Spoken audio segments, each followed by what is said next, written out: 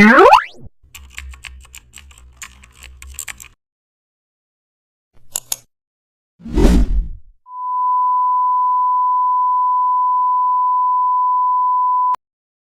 back to the channel. Don't forget to like, share and subscribe for more updates. Today we are explore an amazing topic of Photoshop, how to create high conversion e-commerce ad banner using custom shapes.